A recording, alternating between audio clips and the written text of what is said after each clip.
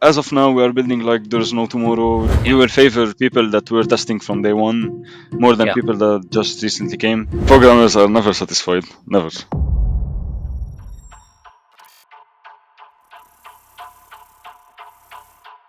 Welcome to XXIM Podcast, your home of decentralization. Today, I'm with Louis and Ramy from ZealousSwap. You are currently the number one coin on KRC20. How does it feel to be number one? It's a nice feeling, I'm not gonna lie. We did not expect that growth in that short amount of time. It's been less than 2 months since we launched our coin to the public. It's been a journey. And it feels nice. It feels more of a responsibility towards everyone who invested and believes in us. I hope we can stay at the level that the people are expecting from us and the trust that people are expecting from us. Yeah, I think, it does come with a responsibility, this title. Our first session, the first time I connected with you, Louis, I think it was back in March, 10th of March. I was going through archival. So it's been 3.5 months, and obviously a lot has changed for you guys, right? So I thought it would be good to have you back here on the podcast and really share your story, along with sharing what's happening on your testnet, beta, right? Not testnet, beta 7. So let me start with the personal question though first. You guys based out of Lebanon. How are you both? We are used to those kind of stuff in our region, but we do not appreciate that. And of course, it's very stressful, especially that sometimes if you look at the sky, you can see like the rockets coming and going. It's really it must be stressful, right? Like for anyone who's in the region, right? I mean, it is. It's hard, and my heart goes out to anyone who's in that region, right? But yeah, we were before this session. I think before recording, we were talking about it, right? It was that you can see missiles in the morning at nighttime. That's yeah. Man, like sometimes if you look at the sky, you can see them. Yeah. And Ramy, that will be resolved. I hope. We really hope things one way or another gets resolved. Ramy, are you based in Lebanon as well? Yeah, I'm based in Lebanon. Right. So I see Ramy every day. Oh, right. Never skipping a day. Yeah, every day. Every minute. Okay. Every minute. But yeah, I hope you guys are okay. I hope your family's okay. But I wanted to bring it up just to remind everyone that we're all humans here, right? Obviously, we're building technology, but we are humans and different people. Exactly. Living through different situations. Yeah. Especially that a couple of months ago we were living the same situation here. So yeah, we know how much stressful it is, and I'm against all kind of wars. It's hopefully things will be resolved and peace will win. Hopefully. Yeah, I hope, and obviously, guys, stay safe. And yeah, thank you so much. Just moving on to ZealousSwap itself. Let's talk about ZealousSwap. I was looking at some stats, right? You guys are sitting around 54% on the entire KRC20 market cap. Nacho will be the second one now.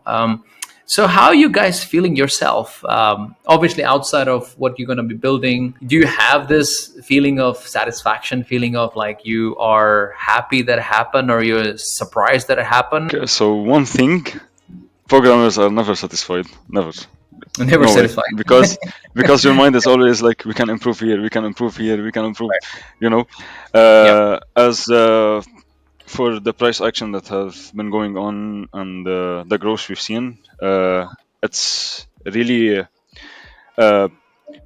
I'm not saying that satisfied, but we are very happy with the price action, and we know that there's a responsibility for our position now, and we want to stay up to it, and we want to deliver. As for the market cap, the fully diluted value is around 40 million. I forgot. 40 million fully diluted value. Yeah. The real market cap, which is the tokens in circulation, are around 10 million, which places first or second. Still a very big responsibility to take. But hopefully we can stay up to it and show the same trustfulness that we've shown for the past couple of months. Yeah, so we are happy, but never satisfied. No. No. I think No, there's no, no. separate sides, right? Like one is the builder, one is more looking from the market cap perspective. There's two separate things, right? Builder is not I happy, totally agree. market cap. Yeah, Yes. Yes. yeah, I yeah. totally agree. Yeah. And I guess just to set the scene for everyone, I wanted to have Ramy here. Initially, Ramy didn't join us on the call. I wanted to, have Ramy because not many people perhaps seen Ramy. So I wanted to make sure Ramy is on the call, even though he might not engage a lot. But Ramy, thank you so much for joining us. And I know you're working on your English, so you don't need to participate. But again, appreciate for you being here. Thanks for you, Ankit, for asking Louis to let me join. And yeah, I'm happy to be here. That's perfect. I just wanted to make sure people know that you exist and you're a real human being. Yep. Yes. Yeah. So I'm sure people can see him, even though there are photos of him on the collateral on the website, right? Yep. So, Yep. but it's the first time we're seeing him. So, thank you, Ramy. And again, join us, engage with us anywhere you feel like it. You guys just launched Beta 7, right? So congrats on that. That was a couple of days ago. So what's your take so far? There's a lot of love from the community we see. Okay, so basically, the first test launch to the public was Beta 1. Yeah. Since then, we've released 7 betas. We are currently at Beta 7. Mhm. We've been improving parts of the DEX with each beta. We wanted Yeah. to be like each beta we're adding a new feature, so Mhm. people can learn them from beta to beta instead of Yeah. showing everything at once, especially like for new people, so they don't Yeah. get overwhelmed. So we've seen people like with no experience, especially on our Telegram, like learning. We've also added in the last not beta 6, we've added some helpers where Ah, if someone doesn't understand anything, he can click on the helper. It will guide him on how to do the swap from step 1 to the last step. It will also right. explain why how the DEX works and why you need to approve tokens. So all I those see. steps, even we've added that in liquidity. We've added some of that also in forms, so people Yeah. can understand the key terms. We've added a key term list and explain every term also. Awesome. Yep. Yeah. Yeah. Yeah. So we've been working on those. And beta 6, we also introduced multi-chain because we thought Igra was close and we wanted to Right. launch also on Oh, Igra. yes. Yeah. Yeah, we added also multi-language support, and in Beta 7 we released 2 new languages, which are French and Spanish, and currently we're working on translating it to more languages. Greek is coming soon. Bloody hell. Yeah, Chinese is coming also, and a couple of other languages, but we still haven't found some translators to translate the text. Yep. Translator, right. But from the feature side, we're pretty happy, smart contract side. So that's why we went for an audit. But from user onboarding and accessibility, we are still working on that. We want to improve. The feedback has been so far very good, Yeah. especially Yeah. for people using the DEX first time. They are finding it easy, and when we read those feedbacks, that makes us very happy because that's our entire the mission that Of course. we're focusing Yeah. on. Yep. Yeah. So yeah, that's basically, and Yeah. feedback from people has helped us improve a lot from beta to beta. We're reading every single feedback. Nothing is going to waste.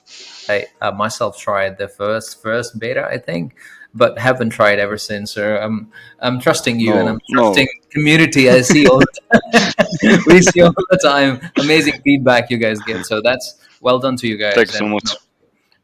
so just moving on to, I guess, the networks. We have Igra. You mentioned that initially when we spoke, you were wanting to launch an Igra, but now your beta 7 is running on Kasplex, Kasplex. right?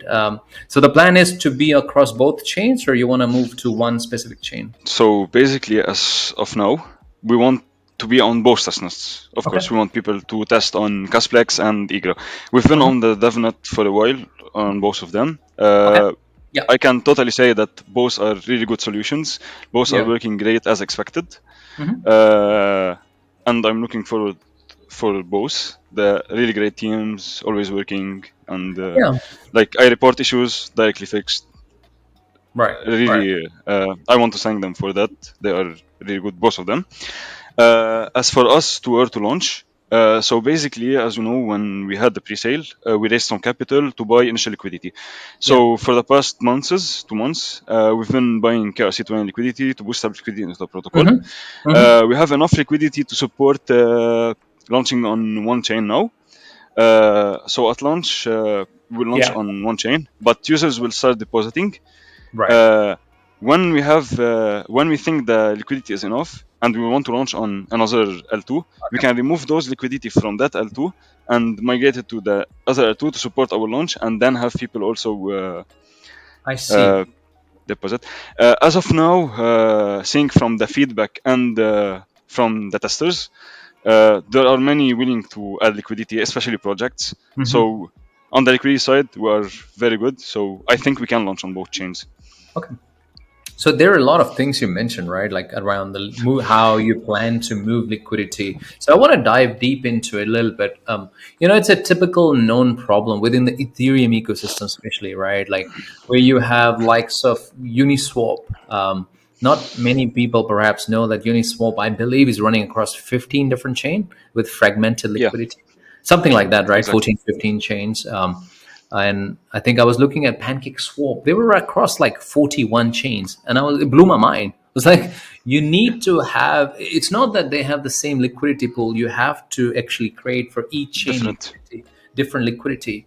So that becomes an issue. Obviously, we're not even talking about different DEXs. It's the same DEX that's across different chain, and they are most of them are same layer twos on Ethereum. It's not even so. They are obviously, and that's the thing you're mentioning here between Kasplex and Igra. If you guys were to launch it, you'll have to do you have to bring new liquidity into the mix somehow. Exactly. Yeah. So basically, DEXs need different pools on each chain, but also each chain has its own users, Yeah. and even some users use both chains. Why? Because you can find opportunities and pools on that chain and other opportunities on other pools in the other chain. So people want to make money. Let's be real. So they Yeah. would Yeah. spread their capital between chains. So personally, I have most of my capital in Base and Arbitrum and Optimism. They are all ETH L2s, but Yeah. opportunities here and there and there. So yeah, Right. Right. So you're spreading your own funds because you can get better rewards across different chains differently, right? And plus, it's also from a safety perspective, it's better to not rely on one chain. You just exactly. diversify. But you guys see a world where we can have Kaspa layer twos like Igra and Kasplex are interoperable, where we can have. I'm not even talking about like atomic composability side. I'm talking about just interoperable. Somehow we can have one DEX. Doesn't need to have liquidity across both. It's centralized liquidity, but you still have two different DEXs deployed across two different chains. Oh, that's really hard to pull off. You need something that is between both chains. Uh, The trust maybe a mechanism. Yeah. Yeah, or maybe a liquidity layer on Caspa itself, and layer twos can go back and forth with it. That's an interesting idea, but I'm not sure if it can be done. Okay. I don't know how the technology of if it's feasible on the Caspa technology. I'm not sure. Yeah. We are EVM developers, so we're Yeah. focusing on EVM. Yep. Yeah, you're focused on EVM. I think it's the concept comes from CASPA layer twos are we are developing base rollups. This actually idea comes from being based, where you can build only in the base sense. Layer twos can be developed where you could have interoperable layers, right? I But don't. yeah, so you don't see a world, Royce, where we can have that at this stage. At this stage, no, but it would be awesome to have it, to be honest. Imagine like a unified liquidity layer where everyone can interact with the same underlying liquidity. So the liquidity is in one place, so you get better trades and stuff. Yeah, that would be awesome. Yeah. Plus, on the user front, I think it's going to be better execution for the user, right? It's going to be lower slippage for the user. It's fine for KASPA because we only have two layers, layer twos, right? But when you have 10, 15 layer Exactly. twos, it becomes very thin liquidity, right? And which means horrible execution for the user experience. Exactly. Also, if we can have like an order book on CAS, that would be also awesome. So now, just on the testnet itself, so how does that infrastructure work? What can you share with people now, like with when you're building on Kasplex? It's like building on any other EVM chain.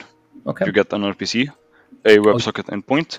You can interact with them, and you can deploy your smart contracts and interact with the smart contracts via the RPC, and you can receive live events from the WebSocket that they provide. So it's very straightforward. Any EVM developer can come from other chains, and it's seamless. You can just swap. The transition from Kaya to Kasplex was as easy as deploying the smart contracts, swapping the RPC and the WebSocket endpoint. Okay, And so that's just it. RPC. Do you That do you easy. have that? Do you have then full knowledge? I mean, from a Dapp builder's perspective, right? You guys are building an app, as we call it Dapp, right, in blockchain space. From your perspective, do you need to know how layer twos are secure?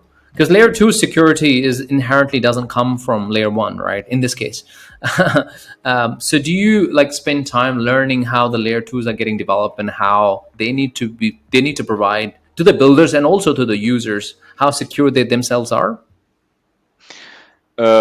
As development wise, for developing on the EVM, no, you don't need to know, because the EVM is a virtual machine. So code gets executed as it's written, regardless of how the layer 2 in the background, like sequences and stores a state and stuff.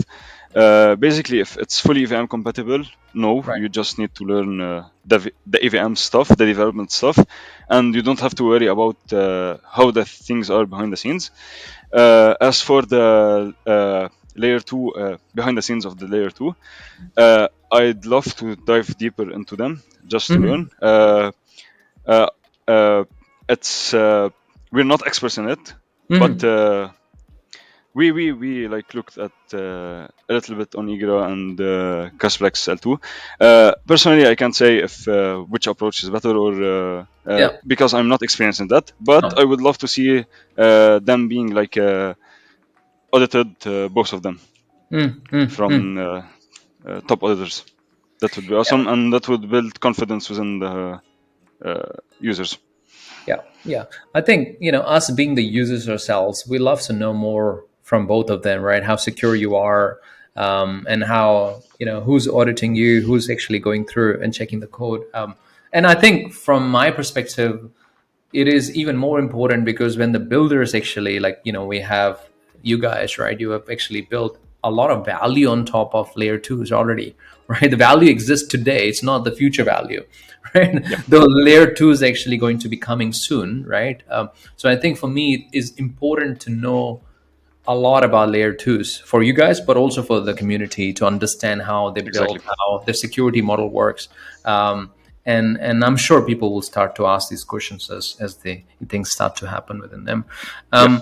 Yeah. So cool. Let's keep moving, right? So you launched the beta 7. Second one, let's quickly touch upon this DDoS attack you had. I think maybe a week ago, a week and a half ago, which you obviously guys resolved. So yeah, please share with us.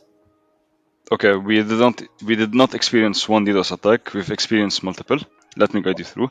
So first time it was on the 5th, so 6 days after we launched. We launched on 30, I think. So 5. We've experienced a 5 million DDoS attack. It was not like let's say. It was very targeted, so they were.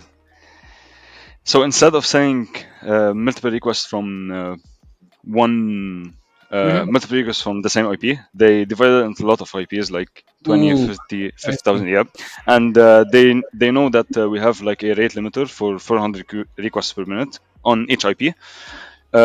So they tried to be below it, but they sent it from multiple IPs. We went down for a couple of seconds, then like 5-6 seconds, then up like around 30 seconds, then down 5 seconds, then up 30 seconds. When looking at the logs, I know what happened. So basically, when you have a lot of requests coming from many IPs, and there's no cache yet built up in our servers, what's happening? They are all getting processed by Yeah.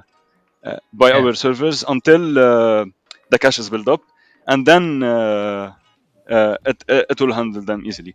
So what was happening? We were going down 5 seconds until like all the requests gets processed, and for the next 30 seconds, everything is cached for 30 seconds. So I no see. problem. So No what problem. I end up doing is I created a system in the back end where we call it an in-flight system. So if multiple requests come at once, but they all expect the same output, they all wait.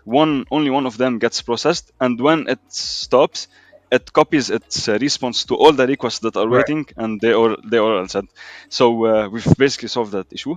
After a couple of days, on the 9th, I believe it was the same person that tried to do the attack, because it was trying to do the same thing that they did, which is stay below the rate limiter on our DNS, but just, Right. yeah, just pass it and try to overwhelm our cache system. But because of the in-flight system, we handled it so well. Uh, uh, and after that, we've experienced another one from uh, one person. It was not a malicious attack. He was just testing our servers. So Okay. he ended up contacting me on Telegram. He found a bug in our pricing API, which can take our API down for also a couple of seconds because of the cache issues. So I ended up hiring that guy, and I told Right. him I told him to hammer the shit out of our servers. I gave him everything. I told him Right. find everything we can. So we ended up hiring him. Wait, Louis. So this Uh, is a great story. So you had someone who did a DDoS attack on your servers.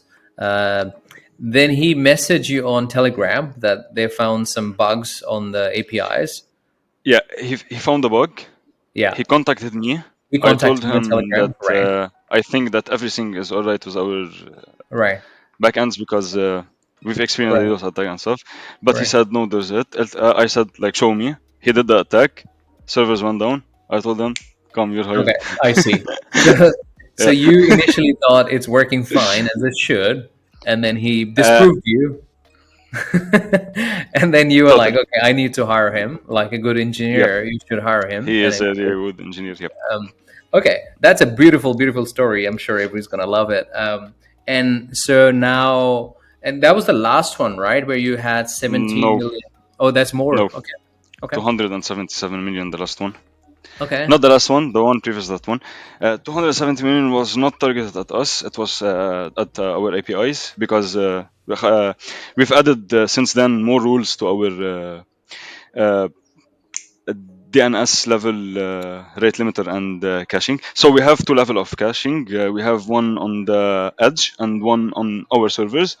We have a global also rate limiter. So we also have our database can never go down because it's completely separate. Yeah. No one can reach it. No. We have a cache process that reads from the database, caches them. So if anything would happen, our cache would Well, go down, and okay. nothing will happen in the database. So data that's coming from the blockchain is always up to date. Right. Also, our indexers are completely offline. They just talk to the database, and that's it. So we have a pretty robust backend architecture. For the past months, we've hired a team that hammered it, and we've hired that guy that found the bug, and we fixed every DDoS attack. The last DDoS attack, the one before that, was targeted at our front end, but uh, I'm not gonna brag and say we handled it, because it was handled on the edge and by Vercel. They are built-in Okay. functions that they have. But for the backend attack, we totally nailed it. the one we've been experiencing for the past week is not a DDoS attack. It's just lots of requests targeting our faucet that are trying to just send random Ethereum addresses so they get gas, but they are not even using. Yeah, they are not even using them. They are just to overwhelm, to not let anyone else I take gas. I see. The reason we had it like that, completely permissionless, because we wanted to be very easy. Just place your address, get gas. But now they forced us to add a captcha. So decreases the user experience, but we had to do it because they won't stop. Like, we've let them do that for 2 days, but they didn't stop. So we've added the captcha now. It's been 7 days. Yep, they are still sending the requests, but they cannot claim because there's captcha. Capture, yeah. Oh man, I think in the traditional Web 2 world, right, you'll just use Cloudflare or something that can handle it, right? We are using Cloudflare, but that's on the edge. But I see. As I told you, we have the rate limiter for 400 requests per IP, and we've added now more rules to protect like a load of incoming requests. But still, we don't want that to be completely limiting, because let's say an attack happened while users were using the DEX. If Cloudflare will block all requests, then real users won't. So yeah, we've implemented two-layer cache on the edge and on our servers. Database is completely offline on the site. So even if our APIs go down, we won't be hurt. So I have the you have the resting mind. Resting mind that even if our API is down, data integrity is completely untouched. So yeah, our API can scale a lot, but because now we are on testing, we just have 3 API servers. Yeah. So Louis, in case the APIs do go down, what would happen in that situation? Let's assume the worst scenario here. What would happen? Because I mean, I don't think that changes anything. But yeah, how do you guys see the, on your side? So when the API goes down, users cannot see the price of the tokens. So when you swap, you see each verse. You can swap, but you don't see the price. You can see your you can see your positions, but you can't see. Yeah, you can see your positions and the liquidity pools, but you cannot see all the pools that are available, because instead of reading that from the blockchain, we index them on with our indexers, so we can have fast requests. So instead of reading like 200, 500 pools from the RPC, it will be very bad. Also, we have an indexer for the Nacho cat NFTs, so we won't be able to see your on the dashboard, but you can still interact with the smart contract if you want, and remove them.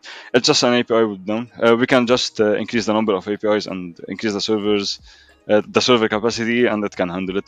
But from data integrity and stuff, database is always online, indexes are always online, everything is backed up.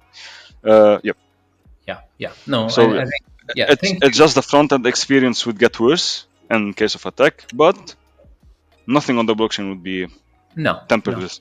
Yeah, I think that's why I wanted to mention that nothing, the state change would happen, right? I'm just putting state change, right? Like they can't, at least through this attack, they can't do a state change on the blockchain. That stays the same. It just disappears for some time, and you guys come back when you can recover the APIs. Yeah. Totally. Yeah. Yeah, cool. All right. That leads me to the segue into the audit, which you guys just finished, right? So you obviously talked about audit on your X, which is with the Hexens, right? These guys. Hexens, right? These guys, I don't know them. I've never come across them, but I was going through their X. They have done EigenLayer, and I've got all the respect for EigenLayer team, right? It's on Ethereum. They're building amazing protocol there for what Ethereum needs, perhaps. Let me put it this way. I totally agree. Yeah. Along with, I think, PancakeSwap. I think they've also done some audit with PancakeSwap. So it seems like a reputable firm. They are very big. What can you share with us? Like, I do have a few questions around how the audit works, and perhaps people need to understand because these things are new for KASPA community, right? If you were Ethereum, you would have seen this because there are like 100 layer twos. They all have done this. So yeah, what can you share with us? And I've got follow up questions then. Yeah. Okay, so starting with Hexens. Hexens is a top tier firm. They are very professional as far as we can tell from working with them. They've audited many of the big platforms: Lido Finance, Eigenlayer, PancakeSwap, Polygon, ZK EVM, and many others. So basically, they have a clean track record for the past 3 years. Zero hacks. Everything they audited had zero hacks for the past 3 years. So when we knew about them, we said that's the auditor we want. Clean record, top protocols. Let's go for them. Expensive but worth it, and that is one of the benefits of the pre-sale, that we can raise money to do top tier audits and match the security that people expect from us. So yeah, that's the upside of doing a pre-sale and that early, because we can also do such things early. So basically, how the audit process works: we've contacted Hexens because we were very lucky because they were not very busy in that period, and they had upcoming projects that from top protocols that they want to audit. But when we contacted them, they were slightly available. So the way they explained it is that we give them access to our code base. They check it. They quote us. If everything is fine, we set up a date, and that date starts the audits. For the DEX, for our DEX, it was 2 teams that are checking and verifying that everything is working as expected, and there are no security vulnerabilities. So 1 week was spent with a team, and the week after it was spent with another team. So after finishing the first week, they sent us an initial report with all the bugs that they found. That team. So we fixed them. We create a PR, we fix them, then we share our fixes. Then the other team also checks the code and stuff and tries to find issues. After that, if more is found, they tell us about them. We fix them. Then they review everything again, that everything was fixed, everything is as expected, and the quality is as what they expect after their audit. And you can see that in the report they say what they found and if everything was fixed or what is not fixed and stuff.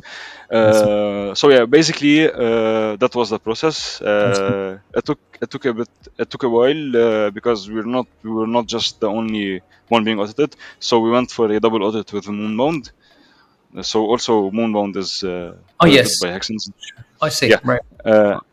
Yeah, so we got a deal with Hexens to audit both of the platform, and since then we've been back and forth until everything is okay from both teams, and we both agree to everything, and yeah, basically that was the process. Right.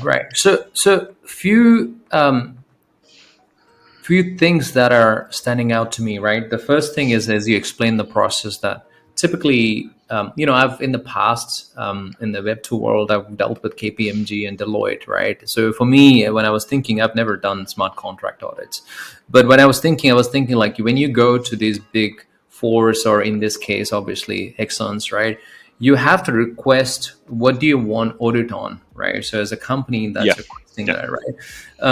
And I'm bringing them parallel because I think it's always easier to understand through bringing parallels, right? So what were the things they were auditing? So there's obviously smart contract, there is DeFi protocol, right? Then there is obviously the third one would be staking mechanism.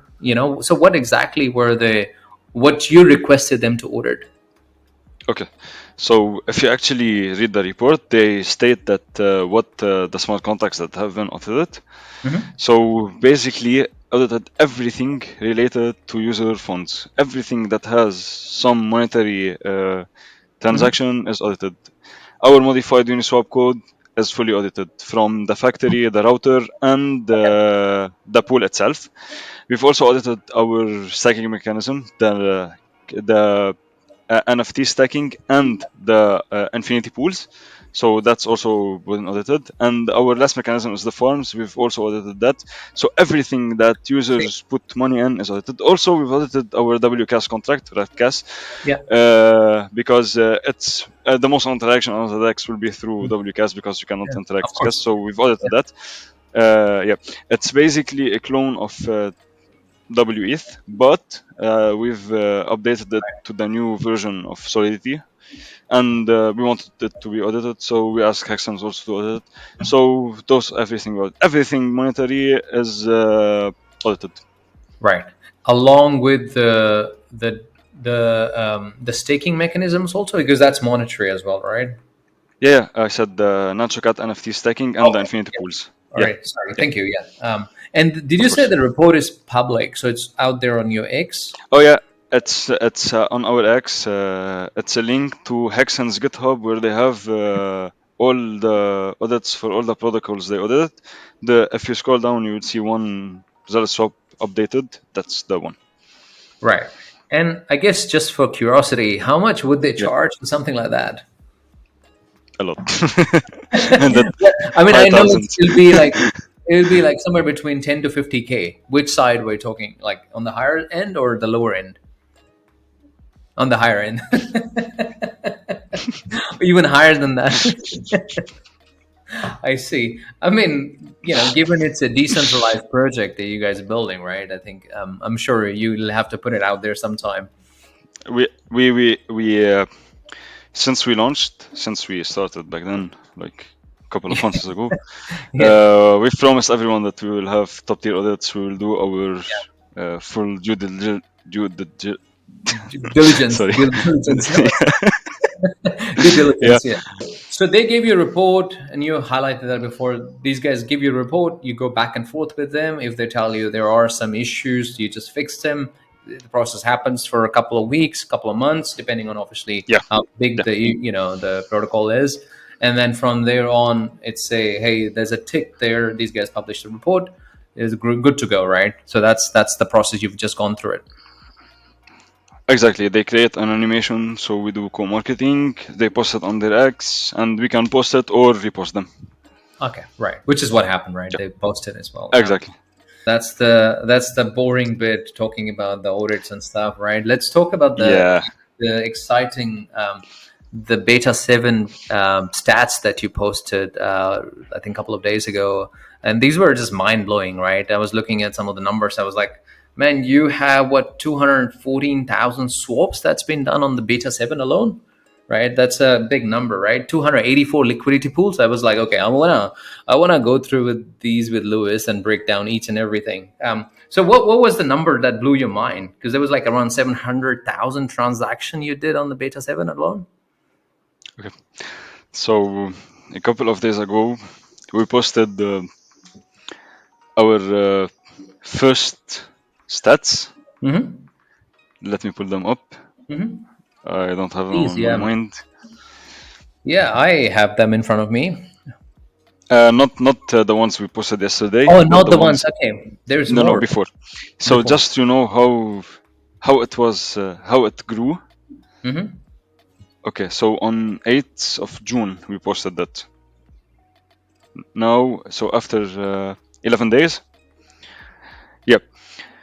Sorry, after 10 days, we posted the next one. So first time we posted it, the blockchain was only on block 107,523. Okay. We had back then 26,536 swaps, 117 liquidity pools, and around 5,000 unique users, and a total of 108,615 transactions across the DEX.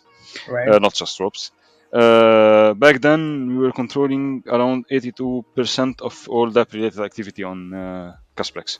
10 days after, 82% of what? Of all DApp related activities on Kasplex. Okay, DApp activity on Kasplex. Okay, right. Yes. Okay. So the newest stats, which we posted yesterday, so 10 days after the first initial stat, the blockchain is on block 355,474. Right. Total swaps are 214,000. Yeah. Yeah. 284 liquidity pools, 21,000 unique users in the last 7 days, 27,000 users in total, unique users, Unique. Yeah. and nearly 700,000 transactions. And now we control 91% of all the related activities on Kasplex. So the Kasplex needs you basically. We need them. Both of you need it. We need each other. Right. Yeah. So Right. yeah. So So basically, we've exponentially grew, if you can exponential see, growth. and Yeah. Yeah. I would say that it's because of the airdrop, because see. the airdrop reached nearly $1 million in value. So we had a lot of people coming from other ecosystems to just farm the airdrop. I've seen a lot of YouTube videos not related to KASPA in any form. They are just like saying those protocols have Yeah. airdrops coming, go test them, and Yeah. they get a lot of views. We even seen articles written about how to farm the airdrop Oh. on Google. Yeah, and we've seen a lot of Solana groups posting about our airdrop for their communities to Yeah. farm the airdrop. So Yeah. we've been I see. going fast in that way. We are putting systems in place to limit those for the airdrop. So we Yeah. will favor people that were testing from day one more than Yeah. people that just recently came. We will try to filter bots. We are still developing the system. Of course, it won't be perfect because you don't know who's behind the screen. You just see transactions on the blockchain, but we are trying to catch them. Yeah. So basically, our growth.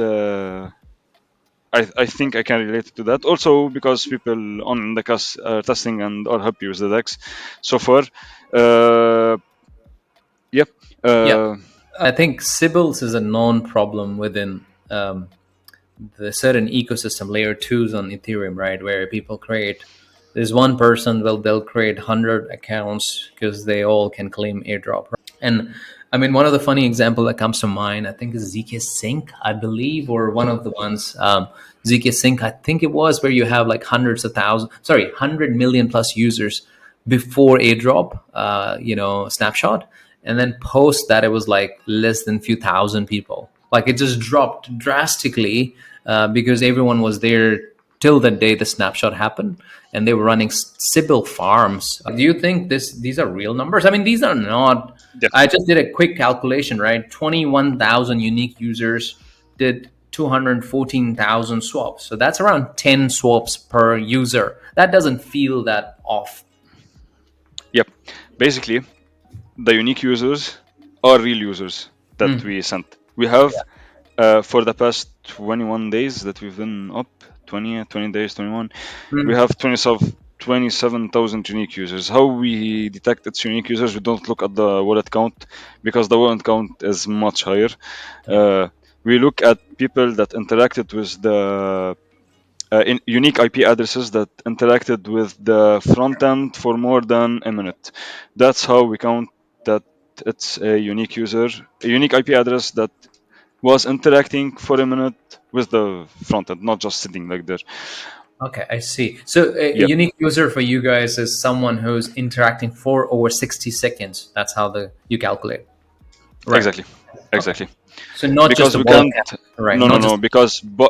Because you can now create a simple program that generates hundreds of thousands of wallets, give them cash, and do transactions. That Yeah. won't interact with the front end. They will interact with the underlying smart contracts. Yeah. Okay. Right. That's amazing. I mean, that's a very good number, and I loved when you put out the stats. I was going through them, and I was like, man, these are realistic numbers, and they look healthy. Also, just a question that came to mind. You mentioned 284 liquidity pools. You know, Yes, anyone can create a liquidity pool. We Yeah, so launched how many- 14 so tokens. I was going to ask, how many tokens are there between those pools? 14. tokens between those Yeah. pools. Anyone can create a token. So do you know We've how also many? had some. We've also had some tokens graduate from Moonbound to Or graduate from Moonbound, the I see. DEX. Yeah, interesting. Let me pull the number. Yeah, I don't know how many unique tokens we have. Let me check. yeah.